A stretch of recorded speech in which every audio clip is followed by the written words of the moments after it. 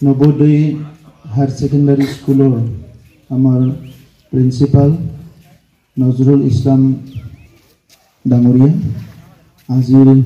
এই সভাত উপস্থিত আমার ওয়াটার রিসোর্স বিভাগের ইএম উকিল মুসাহারি ডাঙরিয়া আমার স্থানীয় বিধায়ক নির্মল কুমার ব্রহ্ম ডাঙরিয়া আমার MCLA তথা পলিটিক্যাল সেক্রেটারি মাধব ছেত্ৰী ডাঙৰিয়া আমাৰ দলেৰ বিভিন্ন বিষয়ববীয়াসকল আমাৰ এই PCDCৰ চেয়াৰম্যান ডাঙৰিয়া আৰ উপস্থিত শিক্ষাগুৰুসকল আর নাঙলভাঙা অঞ্চলের মোর শ্রদ্ধার জ্যেষ্ঠসকল দাদাসকল ভাইসকল বাইদেউসকল ভনীসকল মই আপোনালোকলৈ অভিনন্দন জনাইছোঁ। আপোনালোকে নতুনকৈ এই অঞ্চলৰ ল'ৰা ছোৱালীৰ উচ্চ শিক্ষাৰ কাৰণে এটলিষ্ট হায়াৰ ছেকেণ্ডাৰী লেভেললৈকে নিজৰ ঘৰতে থাকি নিজৰ অঞ্চলতে শিক্ষা গ্ৰহণ কৰাৰ কাৰণে এটা সুবিধা পাইছে আৰু ইয়াৰ কাৰণে অসমৰ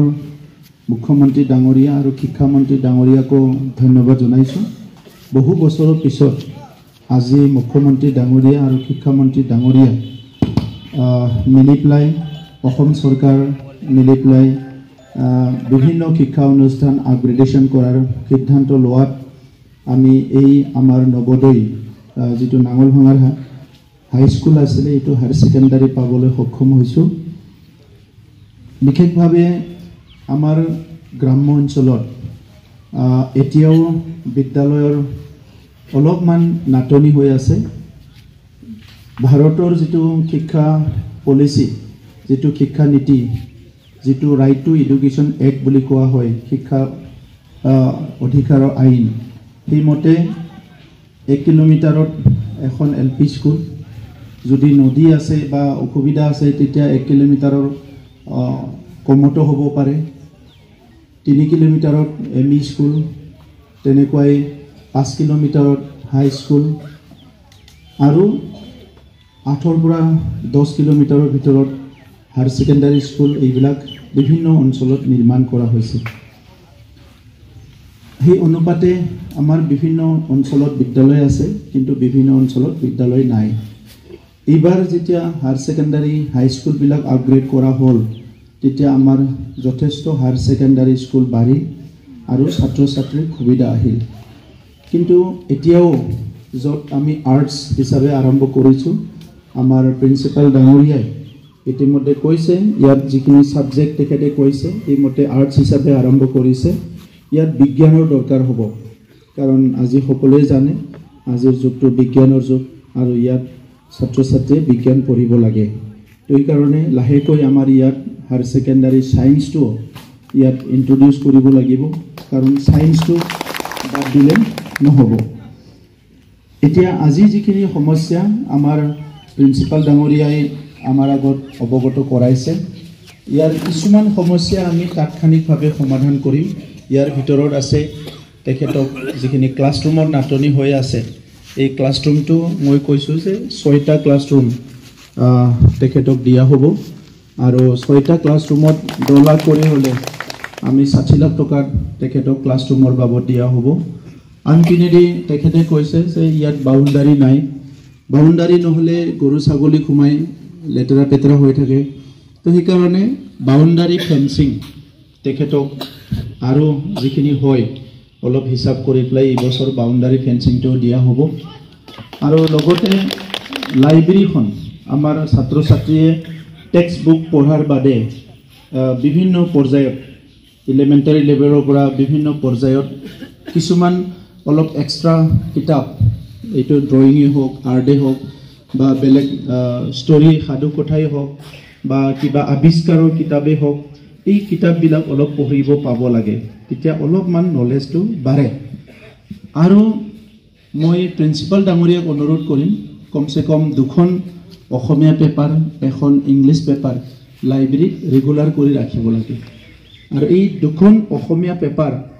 আৰু 1খন ইংলিছ পেপাৰ যিটো ৰাখিব ইয়াৰ মান্থলি ফিজটো মই চেয়াৰমেন ডাঙৰীয়াক দিবলৈ অনুৰোধ কৰিছোঁ। বহুত বেছি পইচা নহ'ব কেতিয়াবা ময়ো মাজে মাজে দি পঠাম যেতিয়া চেয়াৰমেনে কয় তো 3খন পেপাৰ আৰু এই পেপাৰটো শিক্ষকসকলেও পঢ়িব লাগে ছাত্ৰ ছাত্ৰীও পঢ়িব লাগে যিবিলাক 9 10 11 12 আৰু ছাত্ৰ ছাত্ৰীক আপুনি আপোনাৰ এই বিদ্যালয়খনত আপোনাৰ হিচাপ মতে আপোনাৰ শিক্ষকসকলৰ লগত কথা পাতি এটা কিতাপৰ লিষ্ট দিয়ক আপুনি লাইব্ৰেৰীৰ কাৰণে আৰু আমাৰ ফালৰ পৰাও আমি কিছুমান কিতাপ সিলেকশন কৰি দিম তো এই লাইব্ৰেৰীত কমসে কম 500 কিতাপ মই দি পঠাম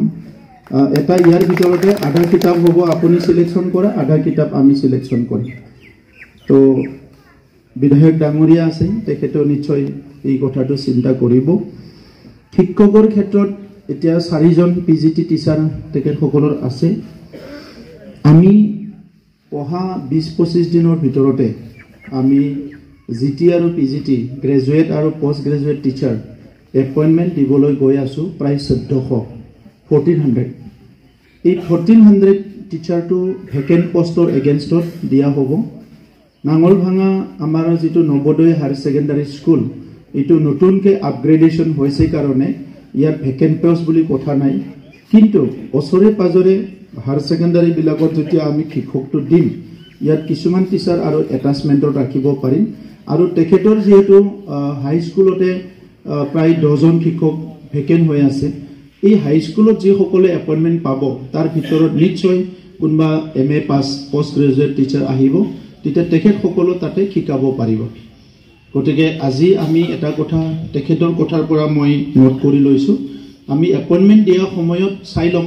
যে কবাত তেখেতৰ পলিটিক্যাল সায়েন্স আছে এটা ইকোনমিক্স লাগে সো আমি এপইন্টমেন্ট দিয়া সময়ত চেষ্টা কৰিম যে ইয়াত কোনবা ইকোনমিক্স লৈ প্লে এমএ পাস কৰাজন যাতে দিব পাৰো তেতিয়া হাই স্কুলতো হায়াৰ সেকেন্ডাৰীটো পঢ়াব পাৰিব তেখেতে কৈছে যে আমাক এডুকেশনৰ লাগে সো আমি চেষ্টা কৰিম যে কোনবা এডুকেশন লৈ এমএ পাস কৰাজন যাতে ইয়াতে দিব পাৰো আৰু ইংলিশৰ লাগে চেষ্টা কৰিম যে আমি ইংলিশত মানে এমএ পাস কৰা এজন দিব পাৰো তেতিয়া দুটা কামে ইয়াতে হৈ যাব অহা আমাৰ এসআইৰ কাৰণে মুখ্যমন্ত্ৰী ডাঙৰীয়াও আমাক সহায় কৰি আছে প্ৰায় 600কে অধিক আমাৰ এলিমেন্টাৰী টিচাৰ এপইন্টমেন্ট হ'ব তেতিয়া নিশ্চয় কিছুমান টিচাৰ ইয়াতো এলিমেন্টাৰী লেভেলত ভেকেন্ট পোষ্ট আছে যদি এই টিচাৰখিনিও ইয়াতে আহি যাব গতিকে আজিৰ সময়ত 100কে অধিক এটা ক্লাছত ষ্টুডেন্ট আছে 150-200 লৈকে ষ্টুডেন্ট আছে হিটোটো এটা সাইডত চাব গলে এটা ডাঙৰ ক্ৰাউড হয় ম্যানেজমেন্টটো আমাৰ যেটো নেকি 40 জন এটা ক্লাছৰুমত থাকিব লাগে তো 200 জন ল'ৰা ছোৱালীক এজন শিক্ষকে শিকোৱা মানে হিটো বহুত বেছি ভাল মানে শিক্ষা দিব নোৱাৰিব সো হিটো ডাঙৰ এটা সমস্যা আমি চেষ্টা কৰিম যে অহা 6 মাহৰ ভিতৰতে আপোনালোকৰ 6টা ক্লাছৰুমটো নিৰ্মাণ কৰি যাতে এই ছাত্ৰ ছাত্ৰীক আপুনি সেকশন কৰিব পৰা যায় তেনেকা অলপ চেষ্টা কৰিম